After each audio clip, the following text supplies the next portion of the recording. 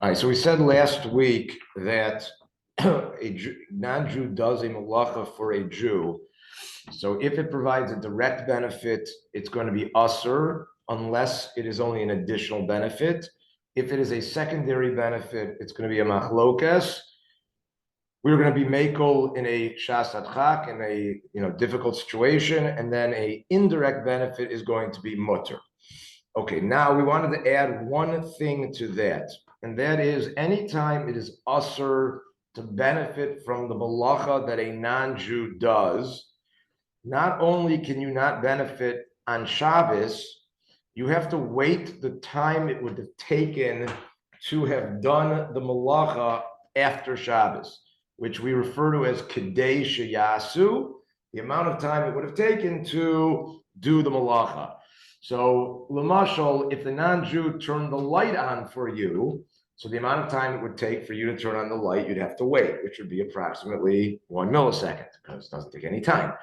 But if the case would be, for example, let's say you told a non-Jew to hem a dress or do an alteration, and you told her on Shabbos to do it, or you told her on Friday, and you demanded to have it picked up immediately after Shabbos, which we'll talk more about later. Whatever the case is, you ended up having the non-Jew do the work for you on Shabbos.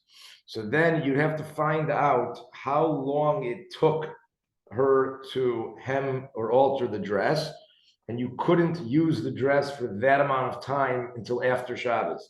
So if, for example, you gave a dress right before Shabbos to be altered, and there was 2 hours of work, and you demanded to pick it up right after Shabbos, so that you forced the non-Jew effectively to work on Shabbos, not only could you not wear the dress on Shabbos, obviously, you couldn't even wear it for the first 2 hours after Shabbos, and that's called bichdei sheyasu, which is just something to have in mind anytime a non-Jew ends up doing malacha. Now, in so much as that the usual malacha that the non-Jew does is turning on a light or something of that nature, bichdei sheyasu is usually moments. But anytime it's something bigger than that, so you're going to have to figure that out and not use it for that amount of time until after Shabbos. There actually was a case that I remember with Dunkin' Donuts on Devon. So the first year, I don't remember when exactly it became kosher, but it was a while ago. So the first year that it went kosher, so it made lots and lots of money. The week of Pesach, no one showed up. So the story, as I heard it from someone in the CRC, was that they called the rabbis and said, "What happened? All of a sudden, Jews stopped coming." So they explained that Pesach, apparently that wasn't clear to them, or they didn't remember to explain it to them. So they explained to them about Pesach, and they said, "Don't worry, right after it, you'll make it all back what you missed. They'll buy like crazy." So they didn't know what to expect. And the first year they were open, they were absolutely underprepared Motzei Pesach. They did not have enough. They were bought out and they were stuck. So the next year, the next year, Dunkin' Donuts made a note of it, and they made an extra large amount of stuff, donuts, bagels, and the like, on the 8th day of Pesach, so that it'd be ready Motzi Pesach. When the CRC found out about that, they now realized they had a problem, because that extra stuff was made really on behalf of Jews in particular. Whereas what they make stam is, yes, a Jew, yes, a guy, they have, average business, it's not considered to be made for a Jew, as we'll describe a little bit more in a few minutes.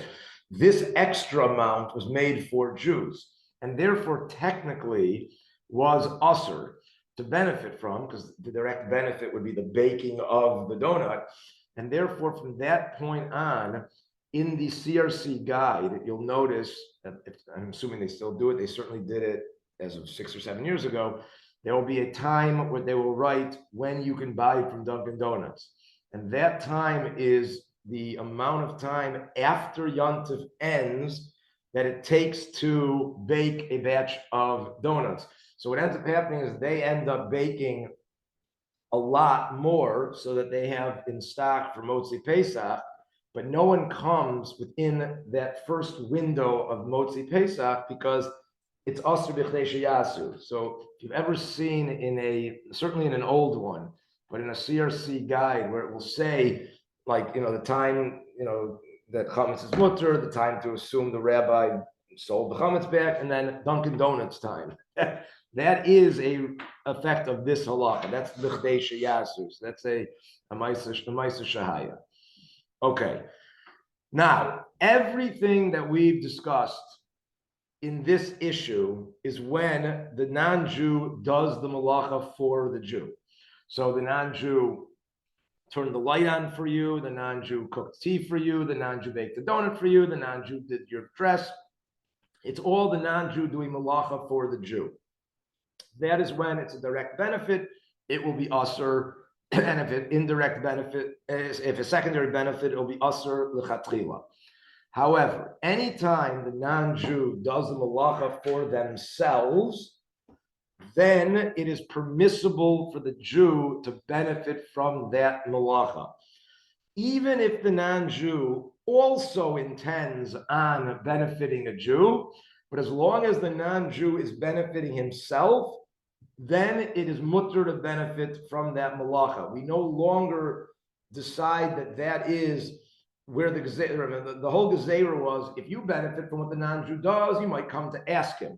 But if the non-Jew is doing something for himself, then it doesn't become an issue if you'll benefit from it, because the non-Jew is working for himself. It's got nothing to do with you. The fact that you are also benefiting does not create a problem. So therefore, if there's a bathroom, and this most likely is the leniency with your question from last week, if there's a bathroom and the light is off, and a non-Jew walks into that bathroom, either to use the bathroom or to do anything they need to do in the bathroom as part of their responsibility, and therefore they flick on the light for their benefit, then there is no isser anymore for the Jew to use it. It's only an isser if the guy did it for the Jew. The minute the guy did it for himself, then it becomes mutter for the Jew as well. So if there was a dark room and you're sitting there squinting and the non-Jew flicks on the light and he also sits down and reads, it's not a problem. That's just not the case. The case is always where the non-Jew is doing it uniquely for you and not for him. This is a major leniency because it allows you to benefit whenever the non-Jew does something also for his benefit. Now, there is a distinction to be made when the non-Jew may be doing for you and him, and there's only a single act, versus where the non-Jew is doing for him and adding also for you. If it's a single act for him and for you, then it is mutter for you to benefit. If there is any addition that may be for you uniquely, then it's asur. So for example, I'll give you a case that we use that works very nicely. If the non-Jew wants a cup of tea and the non-Jew sees that the urn is off, but it is filled. So all that the non-Jew needs to do is plug in the urn. The same act that plugs in the urn for him plugs in the urn for you. So as long as he wants tea and takes hot water, you can then take hot water also, because the same act that he needed to do for himself worked for you. There was nothing added for you. Similarly, if he needs to use the bathroom and he flicks on the light, he needed that. It's the same action. He doesn't do anything extra for you. However, if the urn, let's say, was plugged in, but it was empty, he wants a cup of tea, so he fills it up. So you could not benefit from that water. Even if he takes water from the urn, the assumption is that he added water for you as well, since he did not drain the urn. And therefore, there was an added benefit for you that was an additional action. So this becomes something that needs to be kept in mind.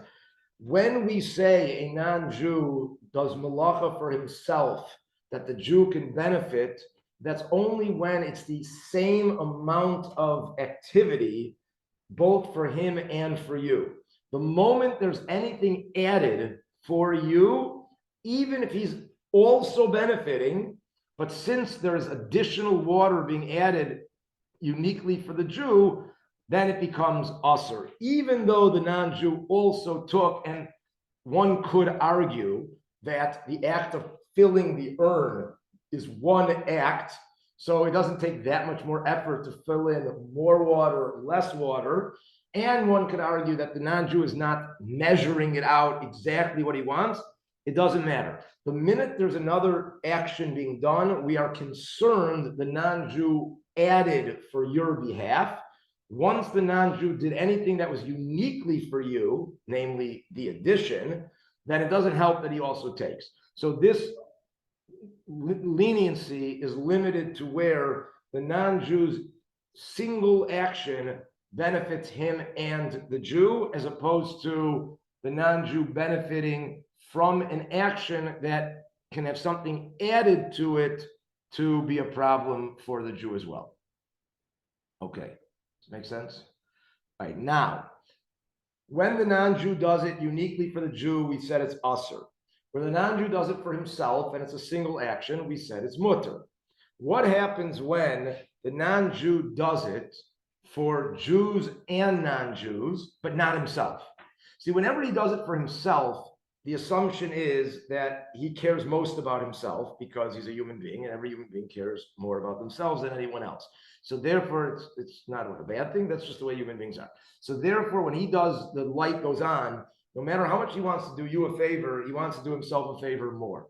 But if he's working for you and other non-Jews, and he doesn't need the thing at all, now it becomes a question, what is his primary goal? So, Lamashal, if you would have, let's say, a hotel where there are non-Jews and Jews in the hotel, and a non-Jew turns the light on in a room that will be used both by the non-Jews and the Jews.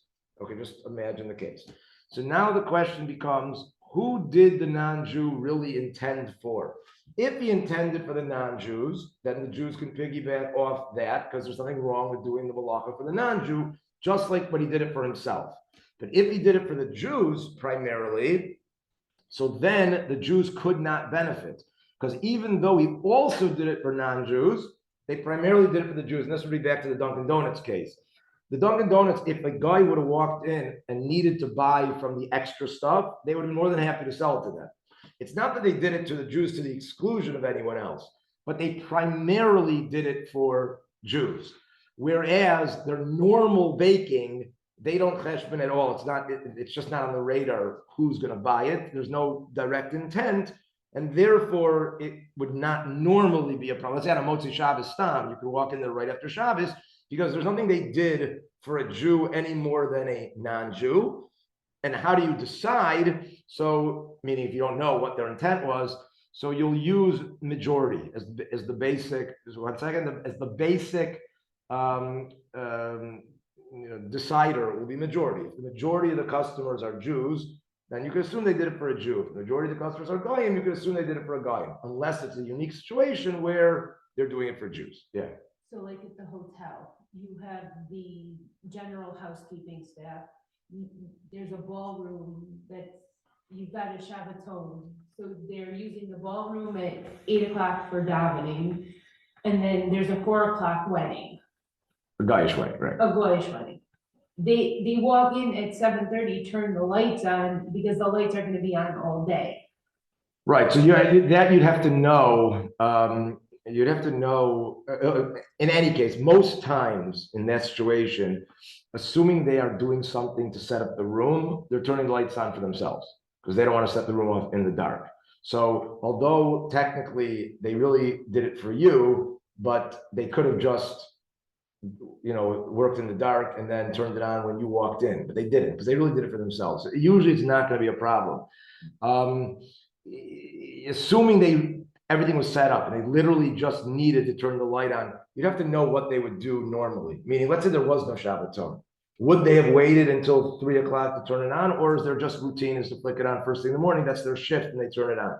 If it's the former, then it might be a problem. And if it's the latter, then it's not going to be a problem. Because then they're not doing it for the Jews. That's just part of their shift, which we'll discuss in a second. More common examples of when things are done as a shift. But the idea is like this. When they do it for a Jew, it's usur.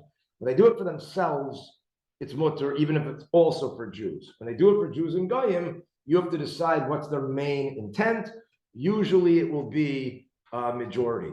The exception to that would be, let's say, the following scenario. If you had a very hush of a person, so a very hush of a person might carry the situation. So let's say, just to make up a case, let's say Goyim were having a event on Shabbos, and the guest of honor was some Jew. Imagine a case, it's a medical conference, the Jew's staying in the hotel, there's no halacha, but he just has to be there.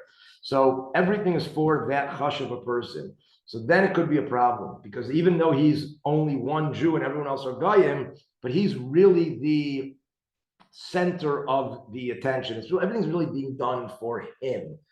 That could be a problem. And the flip side, if let's say the Jews were hosting a Shabbaton and they were able to get a politician to show up on Shabbos, so that politician could show up and then things are done for that politician. So everything done is for him, even though he's the one guy and the rest of the Jews, but he's really the hush of a person.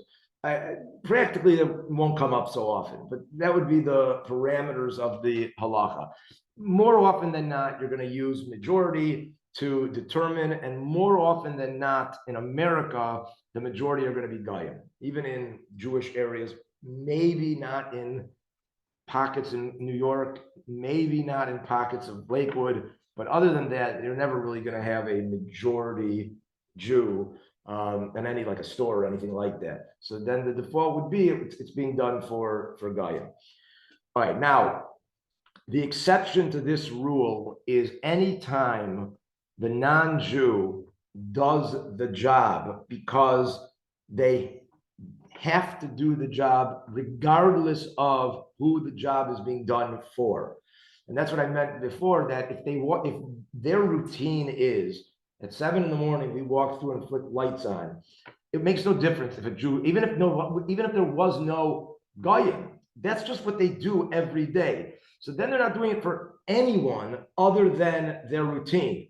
Even if there was no one booked that day, I can't believe the business would run that way, but hypothetically, they would still flick the light out because that's what they do. Okay, practically, this is the heter we use for it's not okay here because we'll never have rogue Jews.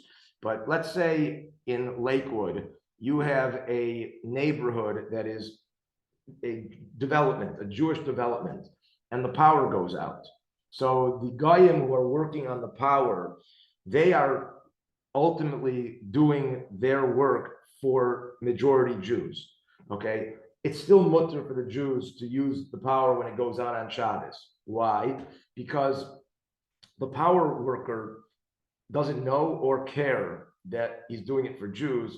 He just fixes the power. The fact that the power happened to affect Jews is of no concern. If the houses were empty, he would have to do it. He just has to fix the power. It's just mandatory, regardless of whom it is done for.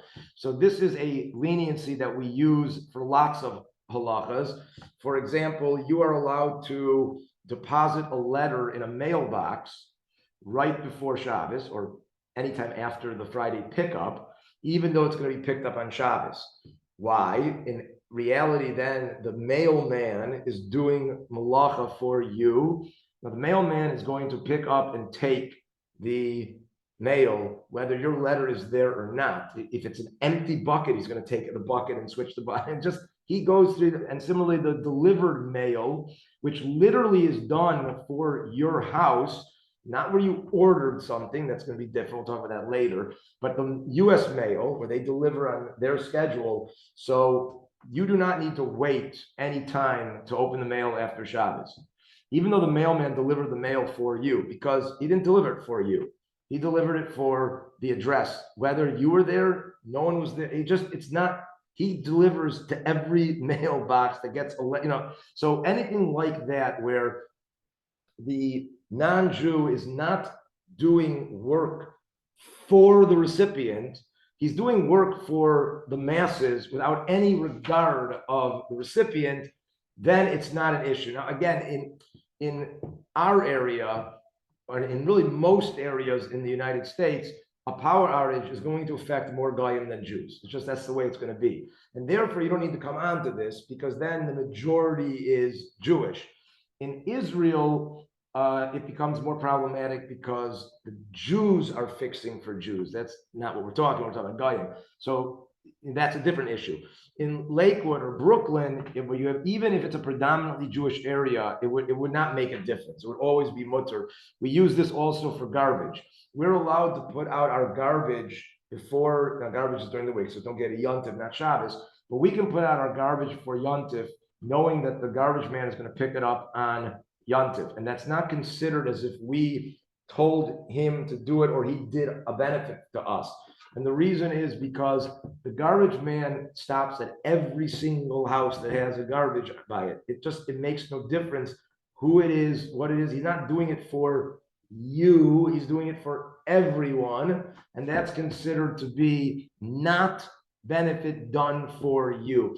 Or to put it in the context of the Gezerah, Chazal are not concerned that you're going to ask a garbage man to pick up your garbage, because you don't have to ask him. He's going to do it anyway, because he picks up everyone's garbage. And you don't have to ask the mailman to deliver the mail, because he's going to do it whether you ask him or not, regardless if you're there, not there, Jewish, not Jewish. It's totally not, and again, you're not going to ask anyone to fix your power, because he's going to fix your power regardless, because these are things he has to do.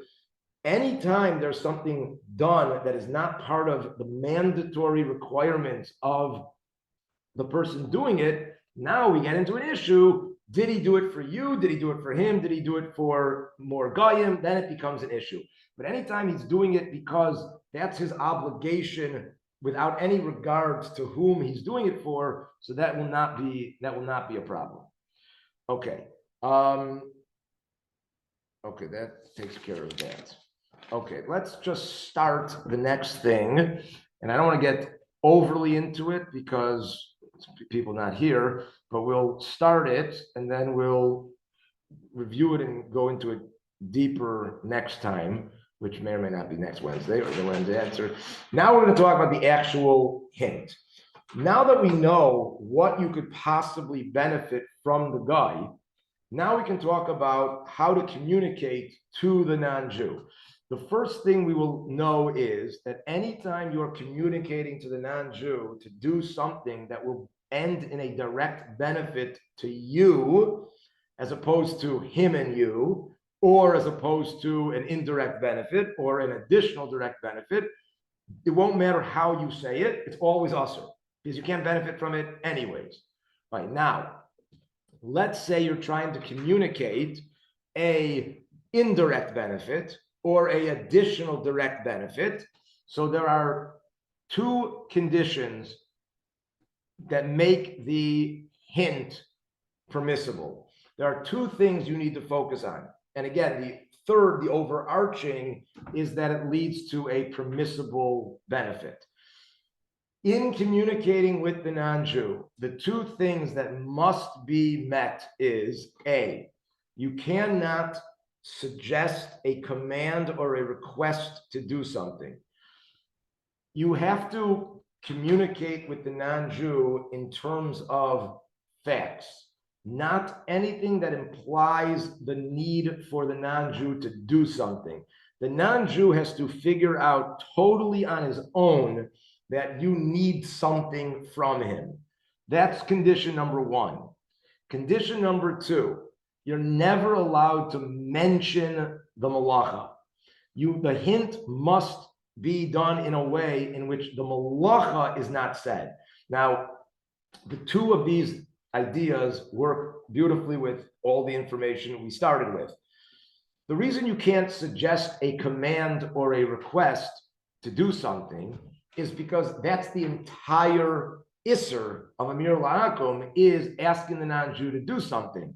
So just like you can't benefit because you might come to request, you can't request because that's the problem. So anything that's a request, whether or not it's a direct request or an indirect request, but that's what we're worried about. So if I'm allowed to request in a indirect way, I'll come to request in a direct way, right? If I can't even benefit because I might come to request, certainly I can't request in an indirect way. I'll come to request in a direct way. So you cannot be a request at all. And I can't mention the malacha because one of the three reasons is davar davar. If I mention the malacha, then I've done the problem, right? So even if there's no request and you don't have the shlichus and you don't have the problem of, okay, if he does it or not, will create the first problem. But you can never mention the malacha. That itself is a violation. All right, so for example, let's say I need the light off in my bedroom because I want to sleep. So we said already that would be an indirect benefit. That is something that at least if the non-Jew would do it, you could at least benefit from it. Okay, so this is what you cannot say. You cannot say, and of course this is not a include like this, there are more things you can't say, but this is an example. I need your help, or please help me, either one. The light in my bedroom is on. I can't sleep. Okay, now, in that statement, you did not mention the malacha. The malacha is extinguishing the light. You never said the words, turn off the light. You said, I can't sleep, the light is on.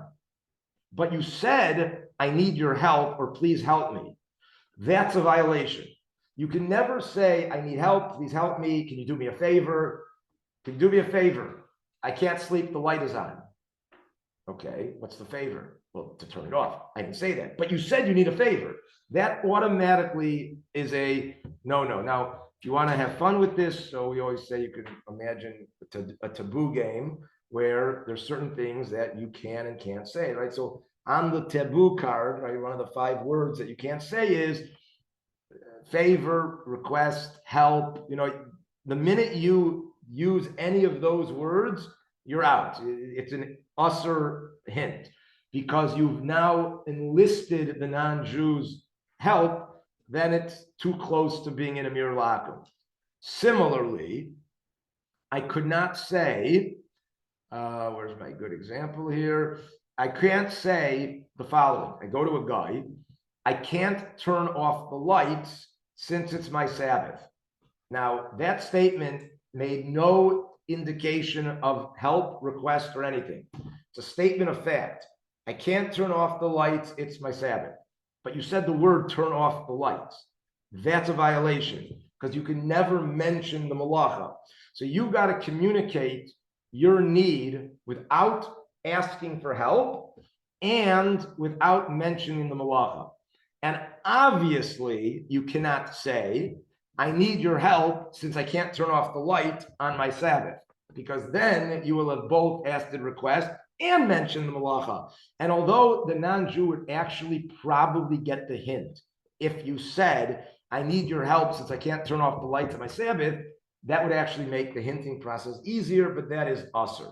So anytime you are contemplating how to communicate to the non-Jew, there are 3 boxes to check. 1, I'm going to be able to benefit from this anyways. So then it needs to be an additional benefit or it needs to be an indirect benefit. If I check that box, I need to communicate a statement of fact without any request for aid. And it needs to be made without mentioning the malacha. So a proper request would be, it is my Sabbath, my bedroom light is on, I can't sleep. You didn't ask for help, you didn't mention the malacha. You just told him, look, it's my Sabbath, my light is on, I can't sleep.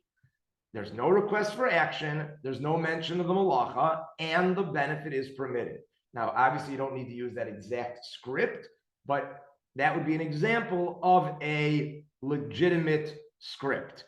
Now, from that, the non-Jew has to figure out.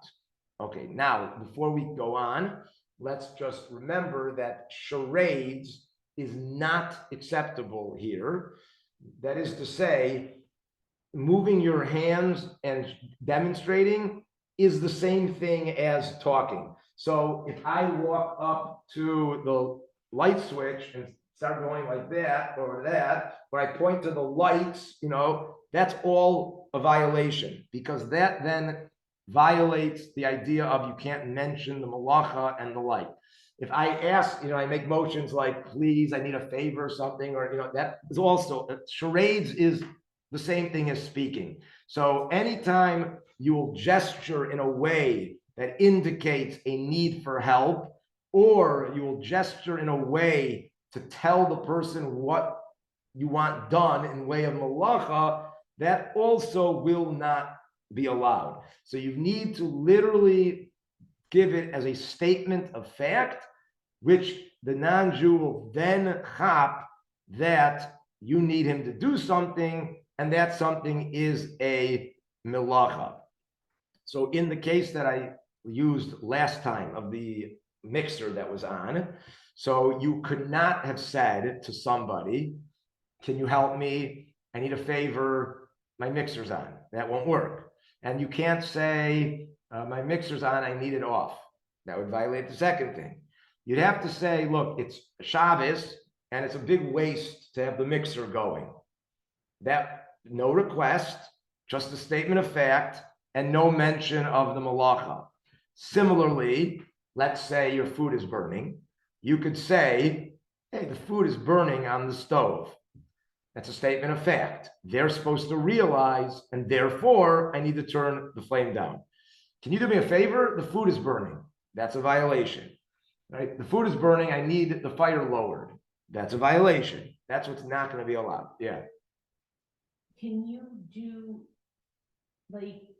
tell them, okay, we have this concept that there's certain things that I can ask you to do, but I can't directly ask you. So before shop, I just moved into my house. I want to appoint this person my Shabbos. Right. So you can do that, but what you can't do is tell him what they're going to do. And what you're really supposed to tell them is, when I make a statement of fact, I'm hoping that you're going to be able to figure it out, right? That you could do. Okay. And then can you say, if they say, oh, so you want me to turn off your light? All right, so the answer to that is no. Okay, this is the last thing we'll do for now, which is, if the non-Jew responds, which is what happens, what do you want me to do? What do you want from me? You must simply restate the statement. You cannot indicate the request. If the non-Jew would say, when I would say, it's my Sabbath, my bedroom light is on, I can't sleep. If the non-Jew would say, so you want me to turn the lights off? You could not say yes, because in halacha, if you'd say yes, it would be interpreted as, yes, I want you to turn the lights off, meaning your yes latches on to what the non-Jew said. And since the non-Jew said, do you want me to do something? And he mentions doing something or the malacha, your yes then becomes a de facto statement of request for help and or mentioning the malacha. You simply repeat the statement. The best you could do would be, I can't tell you what to do. So if the non-Jew says, so you want me to turn the light off? I can't tell you what to do. I'm not going to tell you what to do. That would be the best that you can get away with. Otherwise, you really just need to restate the matter. Okay, we will go over this with a few more details and a few more stories and examples next time, because it's a very important concept, and I will like the ability for everyone to ask and everything. So we'll go back over that next time with, again, a few more details and examples. But the main point is that when requesting help, you've got to go through those three boxes. The benefit is going to be permitted. I'm not mentioning the malacha, and I'm not asking for a request. And it is not easy to train yourself to do that. You need to think before you do it, because the natural thing is to say what you mean and to request the help. And secondly is that you always need to remember that it's got to be a permissible benefit. Otherwise, the whole thing it becomes totally moot.